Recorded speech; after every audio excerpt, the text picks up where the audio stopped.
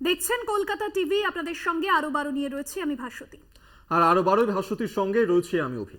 আর শুরুতে যে খবরে নজর রাখবো, লোকসভা নির্বাচন সামনেই, প্রথম দফার নির্বাচন 19 এপ্রিল। তার আগে দিল্লির সদর দফতর থেকে বিজেপির সংকল্পপত্র প্রকাশিত হলো, বিজেপির ইস্তেহার প্রকাশিত হলো এবং যার নাম সংকল্পপত্র, আর সেখানে ঢালাও আশ্বাস দেওয়া হয়েছে। অভি, একেবারেই তাই। মাত্র 19 তারিখ 19 এপ্রিল লোকসভা নির্বাচন, তার ঠিক 4 দিন আগে ইস্তেহার প্রকাশ করা হলো। সেখানে কিন্তু এক গুচ্ছ প্রতিশ্রুতি দেয়া হয়েছে মোদী সরকারের তরফে। যেমনটা বলা হয়েছে, আগামী 5 বছরের জন্য বিনামূল্যে রেশন দেওয়া হবে। তার পাশাপাশি বলা হয়েছে আবাস যোজনায় 4 কোটি বাড়ি বানানো হয়েছে, আরো 3 কোটি বাড়ি বানানো হবে। এবং আয়ুষ্মান ভারত প্রকল্প, সেই প্রকল্পের আওতায় 70 বছরের ঊর্ধ্ব যারা রয়েছেন সেই সমস্ত প্রবীণদেরকে নিয়ে আসা হবে এবং সেক্ষেত্রে তাদেরকে 5 লক্ষ টাকা পর্যন্ত বিনামূল্যে চিকিৎসা পরিষেবা দেওয়া হবে। এছাড়াও একাধিক প্রতিশ্রুতি দিয়েছেন আজকের এই ইস্তেহারে। অন্যদিকে আবাস যোজনা নিয়ে প্রধানমন্ত্রী আজকে ইস্তেহার প্রকাশ অনুষ্ঠান থেকে ঠিক কি বলেছেন শোনা।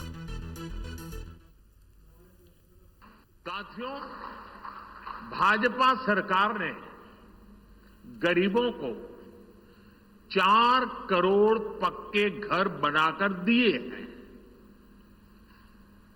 अब जो अतिरिक्त जानकारियां राज्य सरकारों से मिल रही हैं, क्योंकि परिवारों के विस्तार होते हैं, एक घर से 2 घर बन जाते हैं और खुद नया घर बनाने की शक्यता संभावना नहीं होती है, तो उन परिवारों की भी चिंता करते हुए हम 3 करोड़ और घर बनाने का संकल्प लेकर के आगे बढ़ेंगे। আপনারা শুনলেন, এই আবাস নিয়েই আজকে ইস্তেহার প্রকাশের সময় প্রধানমন্ত্রী নরেন্দ্র মোদী তিনি ঠিক কি বলেছেন এবং একই সঙ্গে একাধিক প্রতিশ্রুতি যেমন দেওয়া হয়েছে, সেই ক্ষেত্রে এবারের ইস্তেহার বারবার সেই ইস্তেহারে কিন্তু মোদীকে গ্যারান্টির ওপর জোর দেওয়া হয়েছে। বিশেষভাবে মহিলা, যুব এবং কৃষক ও গরিব, এই 4 সম্প্রদায়ের মানুষের ওপর কিন্তু বিশেষভাবে জোর দিয়েই আজকের এই ইস্তেহার প্রকাশ করা হয়েছে, যেখানে একাধিক প্রতিশ্রুতির কথা শোনানো হয়েছে। আয়ুষ্মান ভারত প্রকল্প, সেখানে যেমন 70 ঊর্ধ্ব যারা প্রবীণ রয়েছেন তাদেরকে এই আওতায় নিয়ে আসা হবে, 5 লক্ষ টাকা পর্যন্ত তারা বিনামূল্যে চিকিৎসা পাবেন। তার পাশাপাশি কিন্তু আমরা আজকে প্রধানমন্ত্রী নরেন্দ্র মোদীকে আরো বলতে শুনেছি যে গরিবদের অধিকার কেড়ে নিয়ে সেক্ষেত্রে দুর্নীতির বিরুদ্ধেও লড়াই করবে বিজেপি সরকার। পাশাপাশি 1000 কোটি টাকার দুর্নীতি বন্ধ হয়েছে, গরিবকে যারা লুট করেছেন তারা জেলে যাচ্ছেন, দুর্নীতিগ্রস্তদের বিরুদ্ধে কড়া পদক্ষেপ চলতে থাকবে। ইস্তেহার প্রকাশ অনুষ্ঠান থেকে হুঙ্কার প্রধানমন্ত্রীর, কি বলেছেন তিনি শোনাবো। भ्रष्टाचार गरीब का हक छीनता है, मध्यम वर्ग का हक छीनता है। राष्ट्रीय स्तर पर होने वाले हजारों करोड़ के घोटाले अब बंद हुए हैं। अब गरीब को उसका हक मिल रहा है और गरीब को लूटने वाले जेल जा रहे हैं।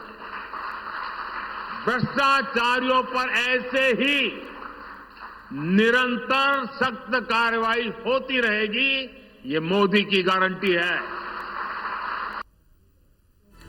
আপনাদেরকে শোনালাম প্রধানমন্ত্রী নরেন্দ্র মোদী তিনি ঠিক কি বলেছেন এই প্রসঙ্গে এবং তিনি বলেছেন যে দুর্নীতির বিরুদ্ধে কড়া পদক্ষেপ নেওয়া হবে এবং দুর্নীতি গরিবদের অধিকার কেড়ে নেয়, সেক্ষেত্রে তাদের বিরুদ্ধে কড়া পদক্ষেপ নেওয়া হবে। ইতিমধ্যেই বেশ কয়েকজন জেলেও রয়েছেন। আমরা এই বিষয় নিয়েই আমরা কথা বলেছিলাম তৃণমূল মুখপাত্র অরূপ চক্রবর্তীর সঙ্গে। তিনি ঠিক কি প্রতিক্রিয়া দিয়েছেন বিজেপির আজকের এই ইস্তেহার প্রকাশের পর শোনাবো। এ রাজ্যে শুভেন্দুকে চোর বলেছে, ওকে লিডার অফ অপোজিশনের চেয়ারে ঢুকিয়ে দিচ্ছে। যাকে যাকে বিজেপি চোর বলেছে, কাউকে বিজেপি ছাড়েনি। বিজেপি একমাত্র পার্টি যারা কথা রেখেছে। যেমন কেজরিওয়াল চোর বলেছিল, কেজরিওয়াল কথা শুনেনি, কেজরিওয়াল জেলে। মনীষ সিসোদিয়া কথা শুনেনি, মনীষ সিসোদিয়া জেলে। হয় আপনি জেলে থাকবেন বিজেপির বিরোধিতা করে, আর নইলে আপনি বিজেপিতে থাকবেন। BJP party with a difference, এটা আমাদের বুঝতে হবে। এই যে দুর্নীতির বিরুদ্ধে মোদীজির লড়াই, এই লড়াইয়ের সামনে দাঁড়িয়ে নেতৃত্ব দেবে শুভেন্দু অধিকারী, এই লড়াইয়ে নেতৃত্ব দেবে হেমন্ত বিশ্ব শর্মা, নারায়ণ রানে, অশোক কুমার, প্রেমা কান্ডু, রেড্ডি ব্রাদার, সবাই মিলে একসাথে নেতৃত্ব দিয়ে বলবে আমরা চোর নই, আমরা বিজেপি। আসলে বিজেপি আর চোর দুটো সমার্থক হয়ে যাচ্ছে। আমরা বিজেপি একটা দল যেটা টপ টু বটম সবাই প্রায় পরিণত হয়েছে। আপনাদের শোনালাম তৃণমূল মুখপাত্র অরূপ চক্রবর্তীর প্রতিক্রিয়া। দুর্নীতি গরিবের অধিকার কেড়ে নেয়, হাজার হাজার কোটি টাকার দুর্নীতি বন্ধ হয়েছে। আমরা এই নিয়েই কথা বলবো। এই মুহূর্তে আমাদের সঙ্গে টেলিফোনে রয়েছেন আমাদের পলিটিক্যাল এডিটর আশিস চট্টোপাধ্যায়। আশিস দা, লোকসভা নির্বাচন প্রথম দফায় শুরু হচ্ছে 19 তারিখ, তার ঠিক 4 দিন আগে আজকের এই ইশতেহার প্রকাশ, যেখানে একাধিক প্রতিশ্রুতি দেওয়া হয়েছে বিজেপি সরকারের তরফে। বলা হয়েছে যে বিগত 10 বছরে অনেকটাই এগিয়েছে ভারত এবং আগামী দিনে বিজেপির কি কি লক্ষ্যমাত্রা তাও কিন্তু আজকের এই ইশতেহারে প্রকাশ হয়েছে। সামগ্রিকভাবে এই ইশতেহার লোকসভা নির্বাচনের আগে কতটা প্রভাব ফেলতে পারে? দেখো, নির্বাচনের আগে সব রাজনৈতিক দলই, বিশেষ করে বড় দলগুলো, তারা ইশতেহার প্রকাশ করে। সেইভাবে তারা নানা রকম নাম দেয়, আগে শুধু ইশতেহার বলা হতো। তা সেই রকম ভাবে সব দলই বের করছে অথবা বের করবে, এটা আশা করা যায়। কিন্তু রুলিং পার্টি, শাসক দল যখন কোনো ইশতেহার প্রকাশ করে, তাতে সাধারণত আশা করা হয় যে তাদের বিগত সময়ে যখন তারা শাসক ছিল কি সাফল্য এবং কি দুর্বলতা রয়েছে, এবং সেই দুর্বলতাগুলো আগামী দিনে কাটাবার রাস্তা কি, এইটা একটা প্রধান বিষয় তাদের ইশতেহারে হওয়া উচিত। কিন্তু বিজেপির যে ইশতেহারটা আমরা সামনে দেখতে পাচ্ছি, সবেমাত্র আমাদের কাছে খবরগুলো এসে পৌঁছচ্ছে, তাতে মনে হয় যেন সেই যে একটা চলতি কথা জুমলা, অর্থাৎ আমরা করে দেব, আমরা সব করে দেব, করে ভোটটা মেটানো, তারপরে কি হবে সেটা আর কেই বা জিজ্ঞেস করতে যাচ্ছে, আবার 5 বছর পরে দেখা যাবে। এবং নরেন্দ্র মোদী তো কোনো সাংবাদিক সম্মেলন করেন না, সেই জন্য তার কোনো দায়ও নেই যে সাংবাদিকদের প্রশ্নের উত্তর দেবার। সেই রকমই একটা ইশতেহার আমাদের সামনে এসে দাঁড়িয়েছে।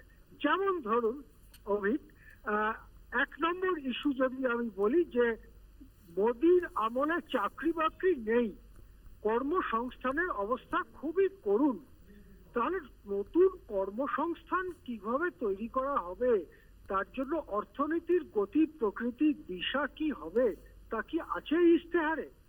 আপনি তন্ন তন্ন করে খুঁজেও কিছু নির্বাচনী ভাষণ ছাড়া এর মধ্যে আর কিছুই পাবেন না। যেমন ধরুন 2 নম্বর প্রশ্ন, বৈষম্য।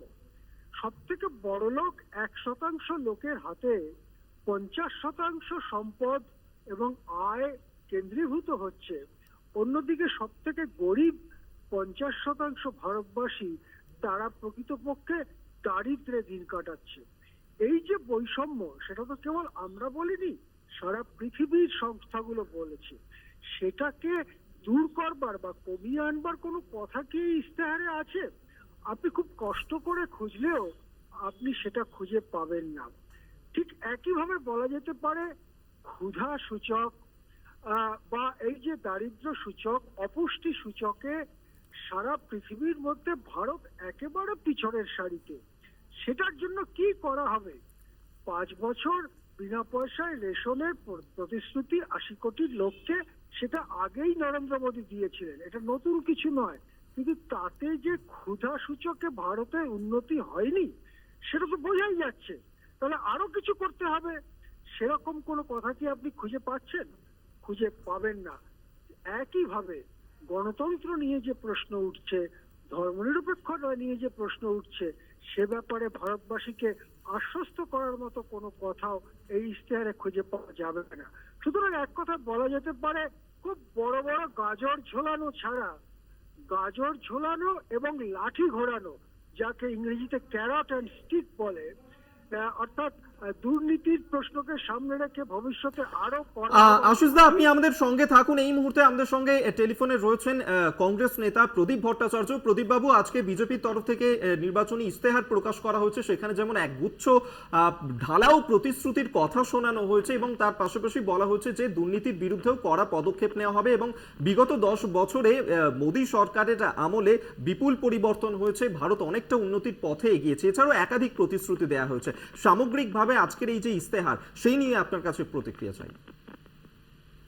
আমি যে রিপোর্ট পেলাম যে ইশতেহারে কি কি আছে, সেগুলো শোনার পর আমার 1st রিঅ্যাকশনই হচ্ছে যেটা একেবারে ফাঁকা আওয়াজ হয়েছে। যে প্রতিশ্রুতিগুলোর কথা বলা হয়েছে সেগুলো নতুন কিছুই নয়। প্রধানমন্ত্রী বহুবার তার ভাষণে একই কথাই বলেছেন এবং প্রধানমন্ত্রী অত্যন্ত কেয়ারফুলি বেকার যুবকেরা ভারতবর্ষে কোন জায়গায় কোথায় চাকরি পাবে, কত কলকারখানা তৈরি হবে, কত কর্মসংস্থান হবে তার কোনো কথা কখনো বলেননি, ইস্তাহারও বলেননি। জিনিসপত্রের দাম ঊর্ধ্বমুখী হচ্ছে, কিভাবে সেটাকে বন্ধ করবেন তারও কথা উল্লেখ করা হয়। পাবলিক সেক্টর ইন্ডাস্ট্রিগুলোকে বাঁচাবার ব্যাপারে কোনো বক্তব্য নেই। এবং সব থেকে যেটা আমাদের আশ্চর্য লাগছে সেটা হচ্ছে এই যে ভারতবর্ষে প্রতিরক্ষার ক্ষেত্রে চায়নার বিরুদ্ধে ভারতবর্ষের যে ভূমিকা পালন করা উচিত তার একটি শব্দ সেখানে উল্লেখ করা হয়নি। আজকে এই জিনিসগুলো কিন্তু আমরা আশা করেছিলাম যে ওদের ইস্তাহারে থাকবে, কিন্তু ইচ্ছা করে ওরা ইস্তাহারে এগুলো রাখেনি এবং যে ফাঁকা আওয়াজ করেছেন এটা ভারতবর্ষের মানুষ একেবারেই বিশ্বাস করবে না। ধন্যবাদ আপনাকে। কংগ্রেস নেতা প্রদীপ ভট্টাচার্য এই মুহূর্তে আমাদের সঙ্গে টেলিফোনে ছিলেন। আমরা আবারও কথা বলবো। আমাদের সঙ্গে এই মুহূর্তে টেলিফোনে রয়েছেন আমাদের পলিটিক্যাল এডিটর আশিস চট্টোপাধ্যায়। আশিস দা, আপনি শুনলেন প্রদীপ বাবু তার যে বক্তব্য ইস্তেহার প্রকাশের পর তিনি বলছেন যে এই যে ইস্তেহার তা শুধুমাত্রই ফাঁকা আওয়াজ। আশিস দা, হ্যাঁ, আমি যে কথা বলছিলাম যে কর্মসংস্থানের ব্যাপারে যে করুণ অবস্থা এবং গ্র্যাজুয়েটদের অর্ধেক বেকার, এই জিনিসটা কেউই আজকে অস্বীকার করতে পারছেন না। কিন্তু মোদিজি বলুন যে আজকে বড় লোকেদের টাকা কোথায় যাচ্ছে। যারা বাজারের খবর রাখেন তারা জানেন বড় লোকেরা টাকা ঢোকাচ্ছে শেয়ার মার্কেটে। আপনি দেখবেন সেন্সেক্স ৭৫,০০০-এ চড়ে বসে আছে। আপনি দেখবেন যে বড় লোকেরা টাকা দিয়ে সোনা কিনছে, সেই জন্য সোনার দাম চড়চড় করে বাড়ছে। কিন্তু তারা কলকারখানা স্থাপন করছে না। কলকারখানা স্থাপন হলে তো বেকারদের কর্মসংস্থান হবে, কেন তারা করছে না? তার কারণ ক্রয় ক্ষমতা নেই মানুষের। কলকারখানা স্থাপন করে কি হবে যদি মানুষ সেটা না কিনতে পারে? তাই বড় লোকেরা টাকা কলকারখানায় বিনিয়োগ না করে শেয়ার বাজারে বিনিয়োগ করছে, সোনা কিনে সেখানে টাকা রাখছে। কি বক্তব্য শাসক দলের, কেন্দ্রীয় সরকারের কোনো বক্তব্য নেই। একইভাবে মূল্য বৃদ্ধির খারাপ, কেননা মূল্য বৃদ্ধি যত হবে মধ্যবিত্ত গরিব মানুষের ক্রয় ক্ষমতা তত কমবে। আজকে যদি খাবার জিনিস কিনবার জন্য 10 টাকা লাগে আর গতকাল যদি 5 টাকা লাগতো, তাহলে গতকাল 5 টাকা খাবার কিনে বাকি 5 টাকা দিয়ে সে অন্য কিছু কিনতে পারতো বা একটা সিনেমা দেখতে পারতো। কিন্তু আজকে যদি 10 টাকায় সেই খাবার কিনতে খরচ হয়ে যায় তাহলে সে সিনেমা হলে যাবে না। সুতরাং এই যে সব বড় বড় প্রশ্নগুলো রয়েছে সেই প্রশ্নগুলো সম্পর্কে একেবারেই নীরব এই ইস্তেহার। সুতরাং এই ইস্তেহারকে আমি বলবো যে এই যে জুমলাবাজি বলে একটা কথা আজকাল খুব চালু হয়েছে, তারই আরেকটা নিদর্শন। হ্যাঁ, একেবারেই। আপাতত ধন্যবাদ আপনাকে। পলিটিক্যাল এডিটর আশিস চট্টোপাধ্যায় এই মুহূর্তে আমাদের সঙ্গে ছিলেন টেলিফোনে এবং আপনাদেরকেও আমরা দেখিয়েছি যে আজকে যখন বিজেপির তরফ থেকে ইস্তেহার প্রকাশ করা হচ্ছিল, একের পর এক শুধু প্রতিশ্রুতি দেওয়া হয়েছে। সেই ইস্তেহারে জানি ইতিমধ্যেই কটাক্ষ করতে শুরু করেছে বিরোধী শিবির।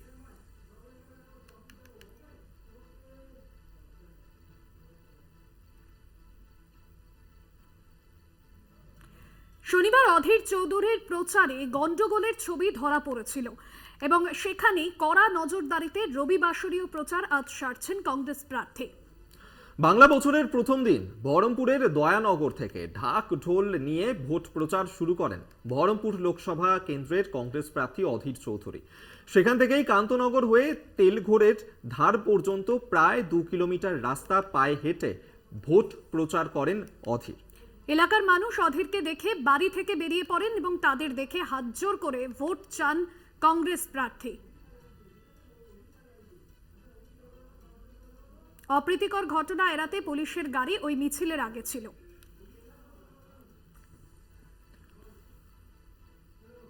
আমরা এই নিয়েই কথা বলবো সরাসরি এই মুহূর্তে কল্যাণ চন্দ্র এই মুহূর্তে আমাদের সঙ্গে রয়েছেন প্রতিনিধি। কল্যাণ, কড়া নজরদারিতে এবার ভোট প্রচার সারছেন অধীর চৌধুরী, কারণ যে ছবি আমরা এর আগে দেখেছিলাম যে ধস্তাধস্তি পরিস্থিতি, যে বিতর্কের মধ্যে অধীর চৌধুরীকে জড়াতে হয়েছিল, তারপর আজকে অধীর চৌধুরীর প্রচার কতটা কড়া নজরদারির মধ্যে দিয়ে করা হচ্ছে? একটু দেখো অভিক, তুমি জানো যে গতকালকে বহরমপুরের 13 নম্বর ওয়ার্ডে একটি ঘটনা ঘটেছিল এবং অভিযোগ উঠেছিল যে অধীর চৌধুরী একজন তৃণমূল কর্মীকে ধাক্কা দিয়ে হেনস্থা করেছেন এবং সেই ছবি সঙ্গে সঙ্গে ভাইরাল হয়ে যায়, যার ফলে রাজ্য রাজনীতিতে শোরগোল পড়ে যায়। এবং এরপরেই আজকে কিন্তু বহরমপুরের যে দয়ানগর থেকে অধীর চৌধুরী বছরের প্রথম দিন অর্থাৎ পয়লা বৈশাখ যে মিছিল শুরু করেন, সেখানে বর্ণাঢ্য মিছিল তিনি শুরু করেন, ভোট প্রচার করেন এবং তার সামনে দেখা যায় যে বহরমপুর থানার পুলিশের গাড়ি রয়েছে এবং বেশ কয়েকজন পুলিশ কর্মী রয়েছেন, তাদের মধ্যে একজন অফিসারও রয়েছেন, যাতে কোনো রকম অপ্রীতিকর ঘটনা না ঘটে। অর্থাৎ অধীর চৌধুরী, আমরা এতদিন আগে দেখেছি যে অধীর চৌধুরী যখন যেখানে প্রচার করেছেন সেখানে তার সঙ্গে যে কেন্দ্রীয় বাহিনী নিরাপত্তা রক্ষী থাকেন তারা স্বাভাবিকভাবেই থাকতেন, কিন্তু বহরমপুর থানার পুলিশ কোনোদিনই থাকতেন না। আজকেই প্রথম দেখা গেল যে তিনি যেখানে যেখানে মিছিল করছেন অর্থাৎ পদযাত্রা করছেন তার আগে আগে পুলিশের গাড়ি যাচ্ছে, অর্থাৎ স্কট করে তাকে নিয়ে যাওয়া হচ্ছে। এই ঘটনা কিন্তু বহরমপুরে এই ঘটনা কিন্তু কোনোদিন দেখেনি, কারণ বহরমপুরে মানুষও শান্তিপ্রিয় মানুষ, তারাও চাইছেন যে ভোট আসছে, ভোট হবে, প্রত্যেক প্রার্থী প্রচার করবে, কিন্তু কোনো রকম অপ্রীতিকর ঘটনা যাতে না ঘটে, যাতে উত্তেজনা না ছড়ায়।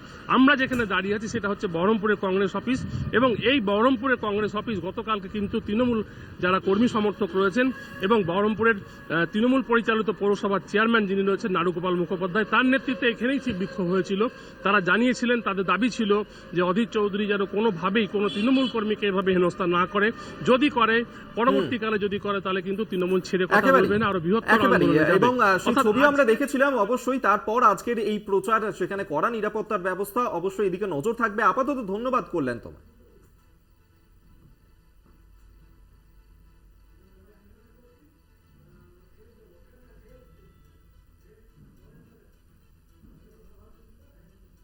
আরো বারোর সময় এখন একটা বিরতির। ফিরছি বিরতির পর, সঙ্গে থাকুন। ফিরে এলাম বিরতির পর। এবার যে খবরে নজর রাখবো, পুলিশের নাকা চেকিং এ টাকা সমেত আটক করা হয়েছে এক বিজেপি নেতাকে। মালবাজার শহরের 20 নম্বর ওয়ার্ডের ঘটনা। একদমই তাই। 20 নম্বর ওয়ার্ডের বাসিন্দা রাকেশ নন্দী নামের ওই নেতা, তারই বিধানসভার বিজেপির আহ্বায়ক তিনি, এবং শনিবার রুটিন মাফিক নাকা চেকিং করা হচ্ছিল। সেই সময় তার গাড়ি থেকে 7,75,000 টাকা উদ্ধার করেছে পুলিশ। এত টাকা এলো কিভাবে ওই বিজেপি নেতার গাড়িতে, সেই নিয়েই কিন্তু এই মুহূর্তে তদন্ত শুরু হয়েছে মাল বিধানসভায়। সেখানে নাকা চেকিং করার সময় বিজেপি নেতা তার গাড়ি থেকে উদ্ধার হলো এই বিপুল পরিমাণ টাকা। আর পুলিশ দাবি করছে নির্বাচনের আগে সম্পূর্ণ অবৈধভাবে টাকা নিয়ে যাওয়া হচ্ছিল। সেই টাকার কোনো বৈধ কাগজপত্রই দেখাতে পারেনি ওই বিজেপি নেতা। পরবর্তীতে পুলিশের জেরায় বিজেপি নেতা কি স্বীকার করেছেন অভিক? একেবারেই তিনি বলছেন যে জেলা বিজেপি মহিলা মোর্চার নেত্রী দীপা বণিক তার বাড়ি থেকেই এই টাকাগুলি মাল বিধানসভা এলাকায় খরচ করার জন্য নিয়ে যাচ্ছিলেন, সেই সাফাই দিয়েছেন। ইতিমধ্যেই আটক করা হয়েছে বিজেপি নেতাকে এবং তাকে জেরা করে আরো 1,30,000 টাকা দীপা বণিকের গাড়ি থেকে বাজেয়াপ্ত করা হয়েছে। নির্বাচনের কাজে এই টাকা নিয়ে যাওয়া হচ্ছিল, এমনটাই সাফাই দিয়েছেন ওই বিজেপি নেতা।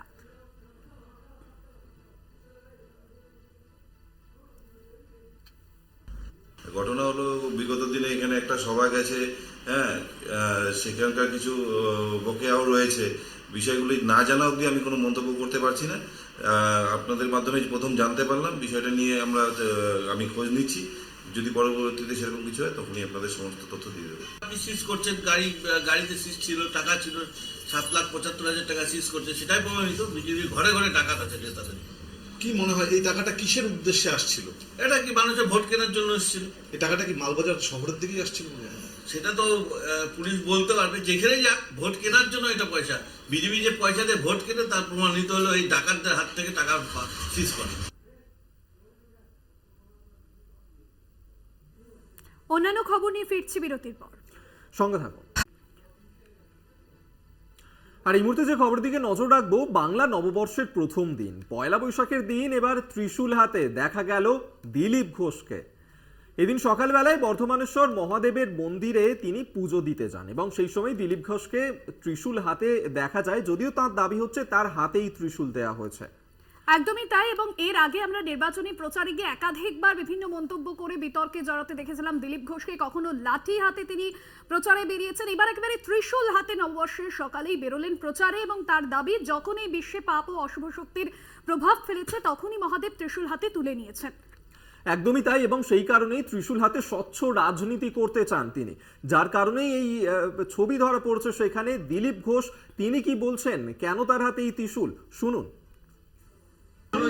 আজ বাংলা নববর্ষের প্রথম দিন সকালবেলা আমরা বর্ধমানেশ্বর মহাদেবের দর্শন এবং পুজো করলাম। তো বাবার ওখান থেকেই ত্রিশূল লাভ হলো। বাবা যখন যখন এই বিশ্বেতে পাপ আর শুভশক্তির তার বেড়েছে প্রভাব, তখন তিনি ত্রিশূল হাতে তুলে নিয়েছেন, তাণ্ডব নৃত্য করেছেন। তো তারই প্রেরণায় আমার কুলদেবতা মহাদেব স্বয়ং, তো তার ত্রিশূল নিয়ে আমরা অভিযান করে স্বচ্ছ ভারত আর স্বচ্ছ রাজনীতি করতে চাই। ত্রিশূল তার প্রতীক। কোনো ভয় কি আত্মরক্ষার জন্য? আমরা এই নিয়েই কথা বলবো। এই মুহূর্তে আমাদের সঙ্গে টেলিফোনে রয়েছেন তৃণমূল নেতা জয়প্রকাশ মজুমদার। জয়প্রকাশ বাবু, এর আগে দিলীপ ঘোষকে আমরা ডান্ডা হাতে দেখেছিলাম, তিনি বলেছিলেন কিছু মানুষজন চলে আসছে যার কারণে ডান্ডা দেওয়া হচ্ছে, কিন্তু আজকের প্রচারে ত্রিশূল হাতে দেখা গেল দিলীপ ঘোষকে। তিনি বলছেন যে স্বচ্ছ রাজনীতি করার জন্যই তার হাতেই ত্রিশূল। আপনি কি বলবেন?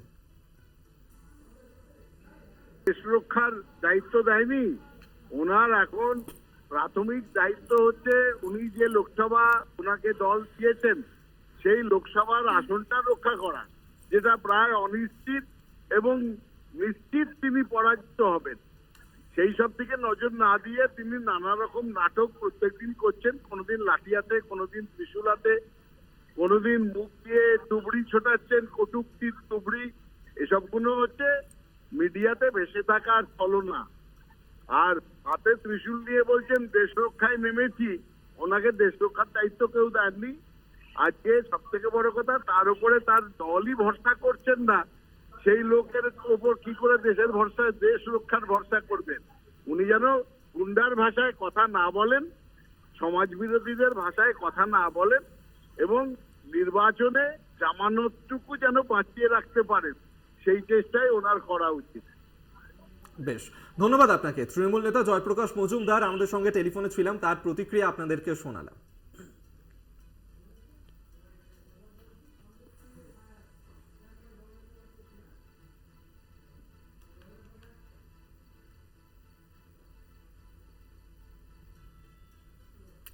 সন্দেশখালীতে ফের উত্তেজনার ছবি ধরা পড়ল। এবার শাসক দলের 3 কর্মীর 3টি দোকানে পরপর আগুন লাগিয়ে দেওয়ার অভিযোগ। নতুন বছরে সকালে এই ছবি ধরা পড়ল সন্দেশখালীতে। একেবারেই তাই, সন্দেশখালী ফের একবার উত্তপ্ত হয়ে উঠল। ভান্ডারখালী বাজারে দুটো মনোহারী একটি চায়ের দোকানে আগুন ধরিয়ে দিয়েছে বিজেপি আশ্রিত দুষ্কৃতীরা, এমনই কিন্তু অভিযোগ উঠেছে, এবং ক্ষতির পরিমাণ প্রায় লক্ষাধিক টাকা। 3 তৃণমূল কর্মী রঞ্জিত মণ্ডল, বাপাদিত্য মণ্ডল এবং ইন্দ্রজিৎ মণ্ডল সম্পর্কে তারা 3 ভাই, তাদেরই যে দোকান ছিল সেখানে এই পরপর 3টি দোকানেই আগুন ধরিয়ে দেওয়ার ঘটনা, এবং যে অভিযোগ তারা করছেন যে বিজেপি আশ্রিত দুষ্কৃতীরাই এই ঘটনা ঘটিয়েছে। এলাকায় উত্তেজনা ছড়িয়েছে এই ঘটনার পরেই বিজেপি আশ্রিত দুষ্কৃতীদের বিরুদ্ধে মূলত অভিযোগ আনছেন তৃণমূল নেতৃত্ব। যদিও অভিযোগ অস্বীকার করেছে বিজেপি। ঘটনাস্থলে গিয়ে পৌঁছেছে সন্দেশখালী থানার পুলিশ।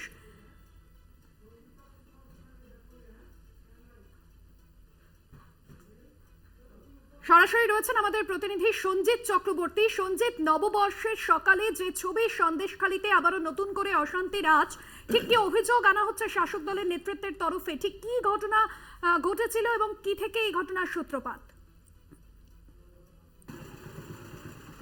দেখো, একেবারে ঠিক বাংলা নববর্ষের সাত সকালে যেভাবে সন্দেশখালী ফের উত্তপ্ত হয়েছে, বিশেষ করে সন্দেশখালী যে ভান্ডারখালী যে পরপর 3টি দোকান ছিল, বা 2 তৃণমূল কর্মী, 1 বিজেপি কর্মী, সেই দোকানে কিন্তু দাউ দাউ করে আগুন জ্বলতে শুরু করে, এবং স্থানীয় বাসিন্দারা তারা যে যার মতো এসে ছুটে সেগুলো নেভানোর চেষ্টা করে, এবং তারা কিন্তু ব্যাপক ক্ষতি হয়েছে। প্রায় কয়েক লক্ষ টাকার যে আসবাবপত্র জিনিসপত্র ছিল সেসব ক্ষতি হয়েছে।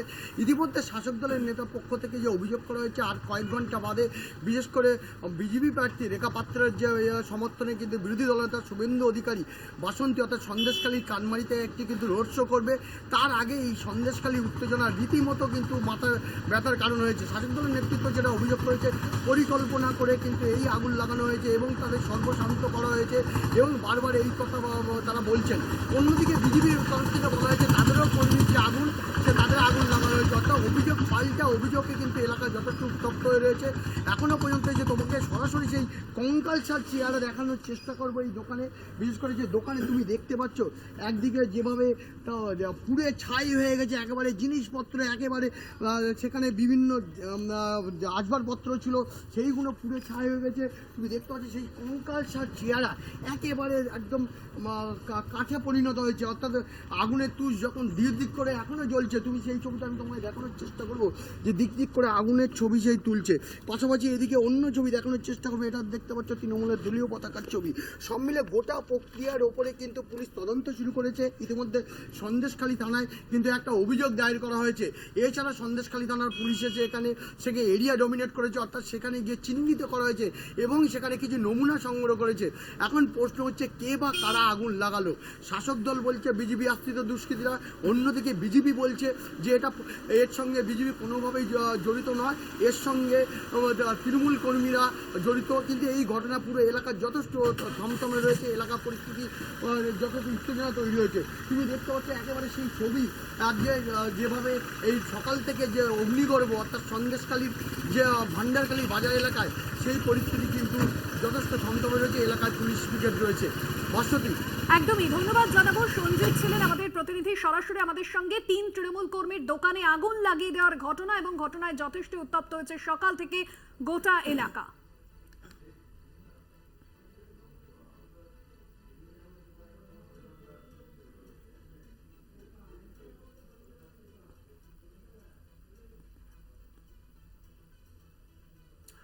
পশ্চিম মেদিনীপুরের শালবনীর কর্ণগড়ে সেখানে মহামায়া মন্দিরে পুজো দিলেন বিজেপি প্রার্থী। মহামায়া মন্দিরে প্রণাম করে প্রার্থনা সারলেন বিজেপি প্রার্থী অগ্নিমিত্রা পল।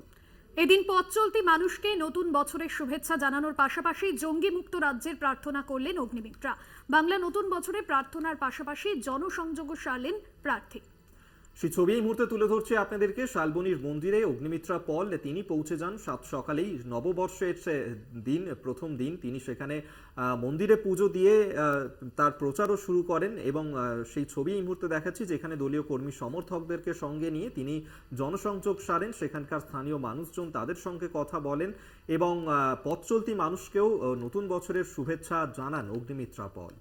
জঙ্গিমুক্ত রাজ্যের প্রার্থনা করলেন অগ্নিমিত্রা পল। নববর্ষের সকালেই মহামায়া মন্দিরে পুজো দিয়ে প্রচার শুরু করলেন। পশ্চিম মেদিনীপুরের শালবনীর মন্দিরে পুজো দিলেন তিনি। বাংলা নতুন বছরে প্রার্থনার পাশাপাশি জনসংযোগও বজায় রাখলেন প্রার্থী।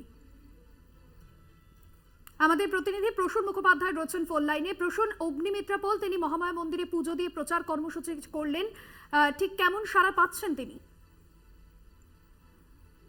যেটা দেখা গেছে সকাল সকাল বছরের প্রথম দিনই তার লোকসভা কনস্টিটিউয়েন্সির মধ্যে পরে এই শালবনীর মহামায়া কর্ণগড়ের মন্দির, এই মন্দিরে তিনি আসেন সকাল সকাল, এসে পুজো দেন। পুজো দেওয়ার পাশাপাশি এখানে যে সমস্ত ভক্তরা ছিলেন, দর্শনার্থীরা ছিলেন, তাদের সঙ্গেও তিনি হাত জোর করে মিশে করেন এবং বছরের প্রথম দিনে শুভেচ্ছা বিনিময় করেন। তো পাশাপাশি তিনি চায়েতে চর্চার মাধ্যমে স্থানীয় মানুষদেরকে সঙ্গে সাথে নিয়ে চায়ের আড্ডাও জমিয়ে দেন। তারপরে তিনি জানান যে সাংবাদিকদের মুখোমুখি হয়ে যে সকলের জন্য তিনি শুভেচ্ছা কামনা করেন বছরের প্রথম দিনে এবং রাজ্য যাতে সন্ত্রাস মুক্ত হয় এই ধরনের একটা করেছেন যে আমরা এটাই চাইবো। একদমই প্রশ্ন, ধন্যবাদ তোমায়।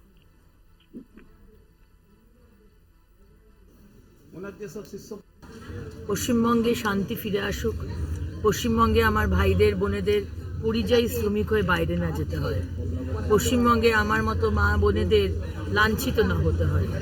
পশ্চিমবঙ্গ আজকে জঙ্গিদের আশ্রয় দিচ্ছে, জঙ্গি তৈরি করছে, আজকে সেইটা যেন না করতে হয়।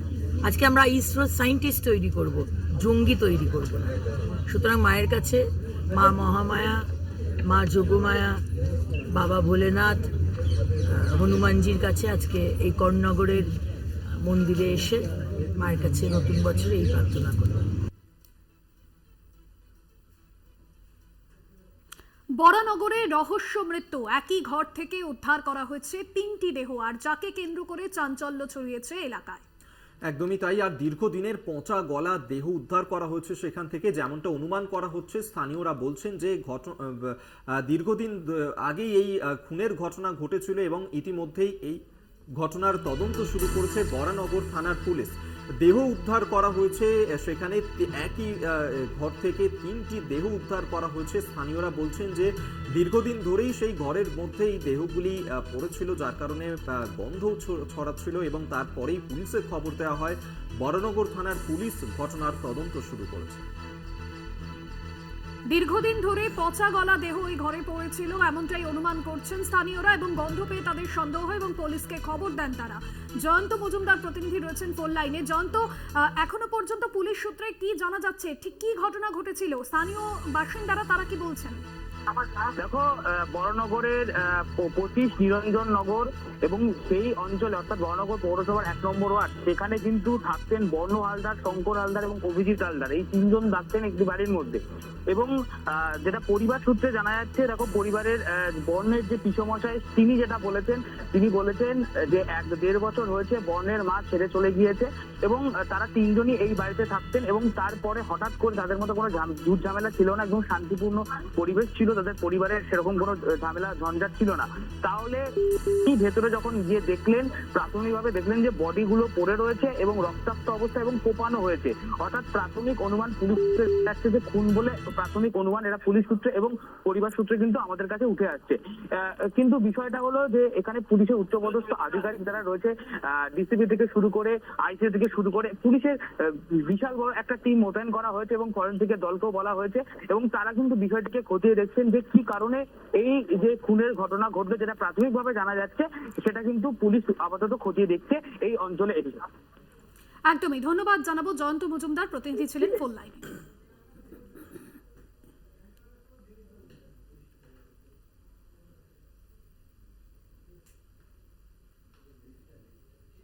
আরো বারোর সময় এখন একটা বিরতির। ফিরছি বিরতির পর, সঙ্গে থাকুন।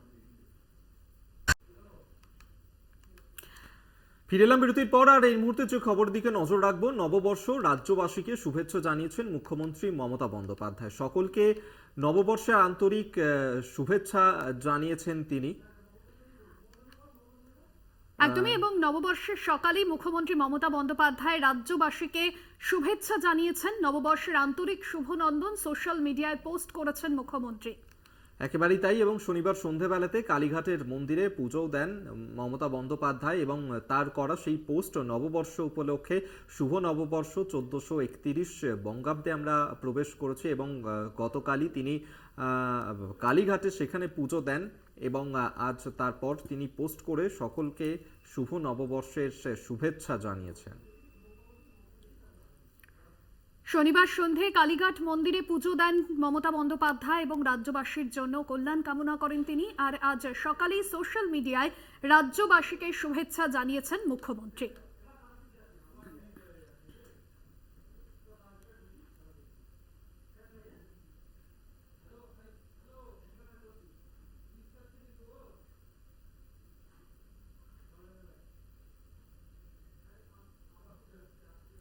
আর নববর্ষের দিন সকাল থেকে বিভিন্ন জায়গায় তো পুজো পাঠ চলছে এবং অন্যতম ক্ষেত্র সতীপীঠ তারাপীঠ, সেখানেও কিন্তু আজ সকাল থেকে নববর্ষ উপলক্ষে বিভিন্ন প্রান্ত থেকে মানুষজন তাদের ঢল নেমেছে। তারাপীঠের ছবি আপনাদের সামনে তুলে ধরবো। সকাল থেকেই সেখানে লম্বা লাইন পুজো দেওয়ার জন্য বিভিন্ন জায়গা থেকে মানুষজন মাকে দর্শন করতে ছুটে এসেছেন। নববর্ষের সকালে মাকে দেখতে ভক্তদের ভিড়, সেই ছবি আপনাদের সামনে তুলে ধরছি।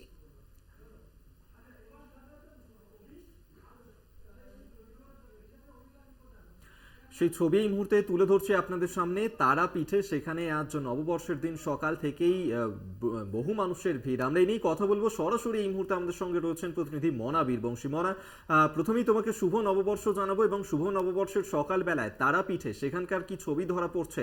প্রচুর মানুষজন তারা তো আসেন সেখানে পুজো দিতে।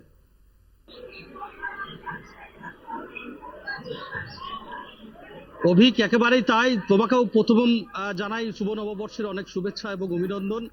দেখো, অবশ্যই তুমি জানো যে আজকে বাংলা নতুন বছর, অর্থাৎ বাংলা নতুন বছরের প্রথম দিন পয়লা বৈশাখ।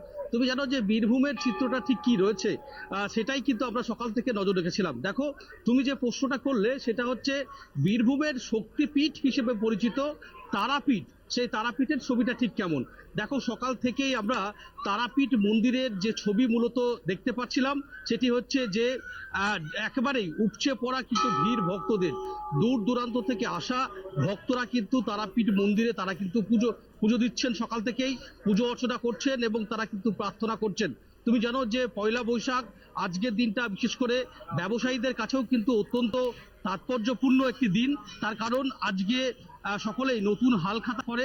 হালখাতা কিন্তু আজকে মাতারার যে মন্দিরে গর্ভগৃহ সেখানে পুজো করায় এবং পুজো করিয়ে সারাটা বছর মানে বাংলা যে বঙ্গাব্দে অর্থাৎ বাংলা নতুন বছরে যে সারাটা বছর যাতে ব্যবসায়িক ক্ষেত্রে খুব ভালো চলে, সুন্দরভাবে চলে, সেই জন্যই কিন্তু মূলত তারাপীঠ মন্দিরে আমরা দেখলাম যে যারা হালখাতা করছে সেই সমস্ত ব্যবসায়ীরা কিন্তু পুজো করাচ্ছেন।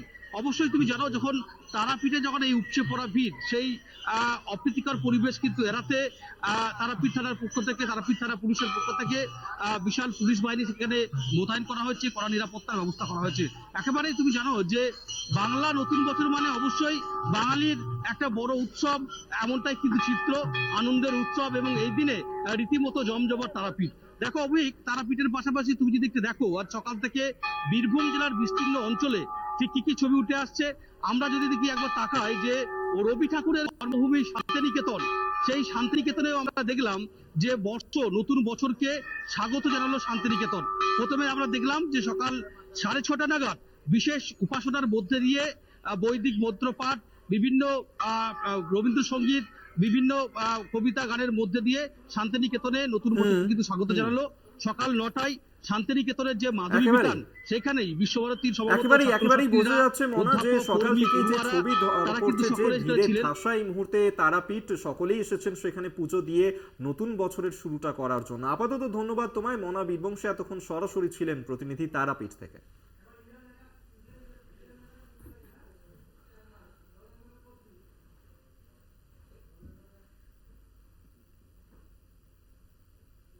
আশঙ্কায় সত্যি আরো সংকট পশ্চিম এশিয়া। ইসরায়েলে হামলা চালালো ইরান। ইসরায়েলের ওপর আকাশপথে মিসাইল এবং ড্রোন হামলা চালালো ইরান। হামলার কথা স্বীকার করে নিয়েছে ইসরায়েলি সেনা। ইসরায়েলের দাবি 200-রও বেশি ড্রোন নিক্ষেপ করেছে ইরান। এদিকে ইরানের হামলার পাল্টা জবাব দিয়েছে তেল আভিভ। মাঝ আকাশে ইরানের পাঠানো ড্রোন ধ্বংস করতে পাল্টা আক্রমণ চালাচ্ছে ইসরায়েলের বিখ্যাত আয়রন ডোম মিসাইল ডিফেন্স সিস্টেম। গত 1 এপ্রিল সিরিয়া ইরানের দূতাবাসে ক্ষেপণাস্ত্র হামলা চালানো হয় এবং সেখানেই 13 জন প্রাণ হারিয়েছিলেন। মৃতদের মধ্যে ছিলেন 2 জন ইরানি ও সেনাকর্তা। এই হামলার পিছনে ইসরায়েল রয়েছে বলেই দাবি তেহরানের।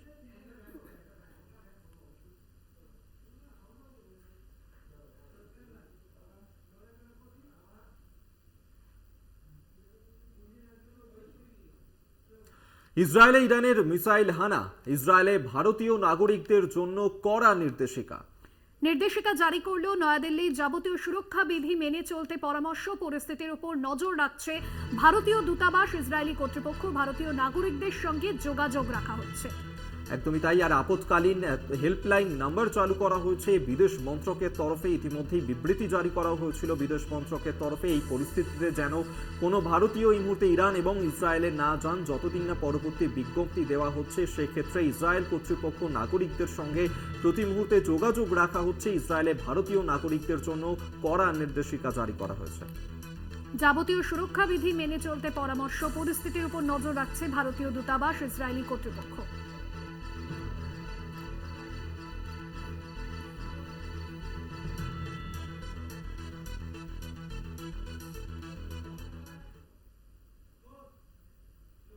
আরো এখন এই পর্যন্তই। দেখতে থাকুন কলকাতা টিভি, রাত দিন 7 দিন।